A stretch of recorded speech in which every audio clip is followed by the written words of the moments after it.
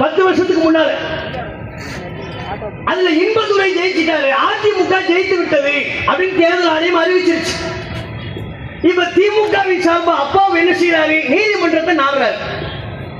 தேர்தல் ஆணையம் வாக்குகளை சரியா எண்ணல, குறிப்பா தபால் வாக்குகள் தான் இருக்கு. தபால் வாக்கு 1 லட்சம் 1 கோடி தான் இல்ல, ஒரு 200 வாக்கு சொச்சம் அவ்வளவுதான். தபால் வாக்குகள் இருக்கு, அதை சரியா எண்ணல. ஆகவே இன்பதுரையின் வெற்றி செல்லாது, அதிமுகவின் வெற்றி செல்லாது. நீங்க தபால் வாக்குகளை எண்ணுவதற்கு உத்தரவிட வேண்டும் அப்படின்னு வழக்கு தொடுக்கிறார். யாரு? திமுகவினுடைய அப்பா. வழக்கு தொடுத்தது எப்போ? 2016. எத்தனை வாக்கு எண்ணணும்? 200 சொச்ச வாக்கு. தீர்ப்பு வந்துருச்சு.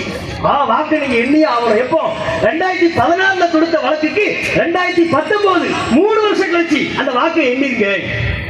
இதை சொல்லத்துக்கே 3 வருஷம். அந்த வாக்கை எண்ணுங்கன்னு சொல்லத்துக்கு 3 வருஷம். எண்ணி முடிச்சிட்டாங்க ஒரு வழியா. 200 இல்ல, கவுண்டிங் கூட இல்ல, ஒரு வழியா எண்ணி முடிச்சிட்டாங்க. எண்ணி முடிச்சு அந்த முடிவை சொல்வதற்கு முன்பாக அதிமுகவின் சார்பா உச்சநீதிமன்றம் போயிட்டாங்க. உச்சநீதிமன்றம் சொல்லிருச்சு, எண்ணி முடிச்சீங்களா அதை சொல்லக்கூடாது. உச்சநீதிமன்றம் தடை. நம்பர சொல்லாதீங்க சொல்லாதீங்கன்னு போய் சமீபத்தில் ஒரு வழியா நம்ம சொல்லிடுவோம் முடிவெடுத்துட்டாங்க. மக்களுக்கு சொல்லிட வேண்டியதுதான். என்ன சொன்னாங்க? இறுதியாக 104 வாக்குகள் வித்தியாசத்தில் அப்பாவு வெற்றி பெற்று விட்டார். இன்பதுரையின் வெற்றி செல்லாது. சொன்னது எப்போ? 2026.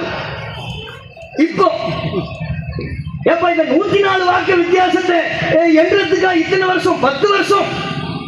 அப்பாவு வழக்கு கொடுத்தது 2016, தீர்ப்பு வந்தது 2026. என்ன சமாச்சாரம்? பெரிய மூளை வெடிக்கிற விஷயமா? வாக்கு என்ற விஷயம் 200 வாக்கு கரெக்டா எண்ணி சொல்றது. அப்ப அதுல சட்டத்தின் ஓட்டையை பயன்படுத்தி நீதிமன்றம் இயங்கக்கூடிய முறையை தடுத்து நிறுத்த முடியும் என்று சொன்னால், அரசியல் அதிகாரம் பெற்றவர்களால் அதை சாத்தியப்படுத்த முடியும் என்றால், இந்த சின்ன விஷயத்தில் நீதியை தாமதப்படுத்த முடிந்தவர்களுக்கு இதிலேயே நீதி பரிபாலன முறை சரியாக செயல்பட முடியவில்லை எனும் பொழுது, கொலை குற்றவாளிகள் விஷயத்தில் எப்படிங்க நீதிமன்றம் வேகமா செயல்படும்?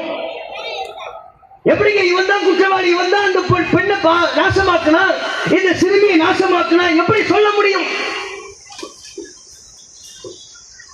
நீதி நிர்வாக முறை சுலோவா இயங்குது, காவல்துறையின் விசாரிப்பு முறை சுலோவா இயங்குது.